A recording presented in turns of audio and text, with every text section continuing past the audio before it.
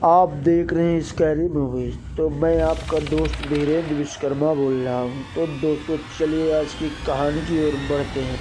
तो दोस्तों ये कहानी उस शाम की है जब ऑटो बीच रास्ते में बंद पड़ गए।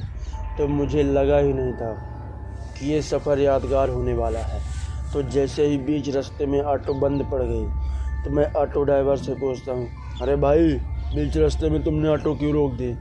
तो ऑटो ड्राइवर कहता है, सर मैंने रोकी नहीं है, शायद ऑटो ख़राब हो गई, रुकिए मैं उतर कर देखता हूँ।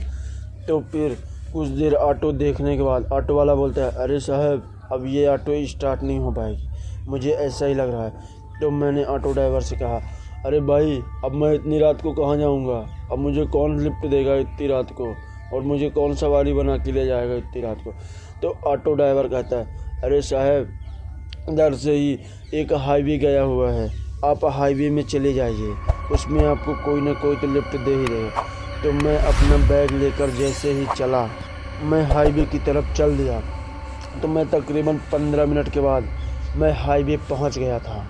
तो वहां पहुंचने के बाद मैं 1 घंटे से बैठा हुआ था, ना तो कोई ट्रक रोक रहा था, ना तो कोई गाड़ी रोक रहा था, और ना ही कोई मुझे लिफ्ट दे रहा था। मैं रोकने का प्रयास भी कर रहा था तो कोई अपनी गाड़ी नहीं रोक रहा था। तो फिर कुछ देर बाद एक नवाबों की तरह गाड़ी आई जो कि लग्जरी गाड़ी थी। तो उसने मेरे बगल में रोक दिया और मुझे सीट के अंदर बैठा लिया। मुझे गेट खोला तो मैं अंदर बैठ गया। तो मैं कुछ दूर जाने के बाद देखता हूँ कि जिस आदमी ने गाड़ी रोका है वो पुराने राजा महाराजाओं की तरह सूट कपड़ा पहना हुआ है, और उसके शौक भी पुराने जैसे ही हैं, क्योंकि उसने लग्जरी गाड़ी भी पुरानी ली हुई थी। तो हम दोनों मस्ती करते हुए तकरीबन आधा घंटे बाद हम लोग देखते हैं कि रोड के किनारे एक औरत खड़ी हुई है। तो मैं उस नवाब साहब को कहता हूँ, अरे साहब गाड़ी मत रोकिएगा, क्योंकि मैंने सुना है कि हाईवे में 10 में से 8 भूत प्रेत रास्ते मांगते हैं, लिफ्ट मांगते हैं। तो नवाब साहब कुछ नहीं बोले, वो चुपचाप अपनी गाड़ी चलाते रहे। तो मैंने फिर से बोला, अरे साहब लिफ्ट देने से पहले उसके पैर की तरफ देख लीजिएगा, क्योंकि भूतों का पैर उल्टा होता है। तो नवाब साहब कुछ नहीं बोले, ले जाके उसके पास अपनी गाड़ी रोक दी। तो वो औरत आके गाड़ी में बैठ गई। तो जब नवाब साहब ने गाड़ी रोकी थी तो तभी मैं उसके पैर की तरफ देखता रहा। तो क्योंकि उसके पैर नहीं दिखे, क्योंकि उसके पैर में पूरा कपड़ा ढका हुआ था उसके पैर में, तो मैं कुछ देख नहीं पाया उस टाइम। फिर आके वो मेरी बगल वाली सीट में बैठ गई। तो मैं कुछ बोले बिना कुछ बोले मैं चुपचाप उस महिला के चेहरे से ज़्यादा उसके पैर में देखता रहा। फिर कुछ देर देखने के बाद नवाब साहब तो कुछ नहीं बोल रहे थे, वो अपनी गाड़ी चलाने में ही मज़े ले रहे थे। और मैं कुछ देर बाद उस महिला से पूछता हूँ, अरे मैडम आपको कहाँ जाना है और कितने टाइम जाएंगे? तो वो मैडम बोलती हैं, अरे भैया मुझे आगे तक ही जाना है, ज़्यादा दूर नहीं जाना है। और नवाब साहब कुछ नहीं बोल रहे थे, नवाब साहब अपनी गाड़ी चलाने में मगन थे।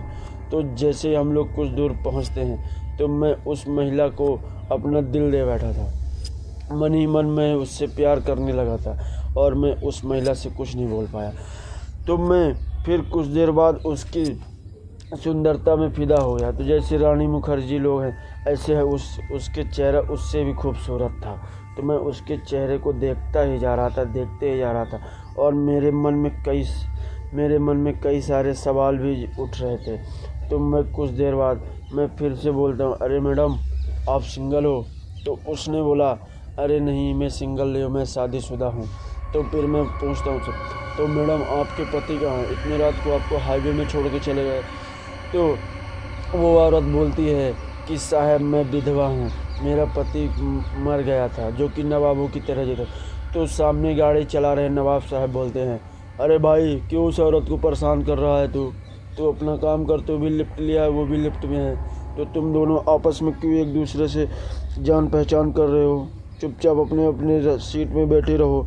तो फिर मैं बोलता, अरे नवाब साहब रास्ता बहुत लंबा है, तो हंसी मजाक करते हुए कट जाएगा, नहीं चुपचाप बैठे रहेंगे तो नहीं कटेगा।